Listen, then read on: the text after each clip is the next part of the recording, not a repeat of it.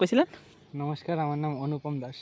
অনুপম দাস। হ্যাঁ, তো কোন কোন জায়গায় ঘোরা হয়েছিল আপনার? আমি আসামের থেকে স্টার্ট কইরা তারপরে ওয়েস্ট বেঙ্গল, ঝাড়খণ্ড, উড়িষ্যা, আন্ধ্রা, তেলেঙ্গানা, তামিলনাড়ু, কেরালা, কর্ণাটকা, গোয়া, মহারাষ্ট্র আর ছত্তিশগড়, মধ্যপ্রদেশ, গুজরাট, রাজস্থান, হরিয়ানা, পাঞ্জাব, জম্মু কাশ্মীর, লেহ লাদাখ, হিমাচল, উত্তরাখণ্ড, ইউপি, বিহার, সিকিম, মেঘালয় के तभी त्रिपुरा।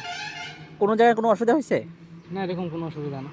রাস্তায় রাস্তায় চলতেছে বাস অসুবিধা যেরকম বা কোনো হয় না। থাকা খাওয়ায় কোনো মানে কিছুতে? দেখো এরকম তো পরেশানি হয় অল্প স্বল্প, তো পরেশানি লাগে না আর কি। এখন এতদিন হয়ে গেছে জার্নি করতে করতে। তো অনেক সময় রোডে চলাকালীন হ্যাঁ, বিভিন্ন জায়গায় বিভিন্ন পরিবেশ, হ্যাঁ, বিভিন্ন রকমের লোক, তো হ্যাঁ, তো কোনো সমস্যা হয়েছে না কোনোদিন? না, বা কোনো বাজে এক্সপিরিয়েন্স নাই না? না বাজে এক্সপিরিয়েন্স নেই, এরকম কোনো মানুষ লোক পায় না। আর আহ, পাইলে ওদের সাথে কোনো কথাই বলি না, আর নমস্কার বলে চলে যায় আগের দিকে বাস।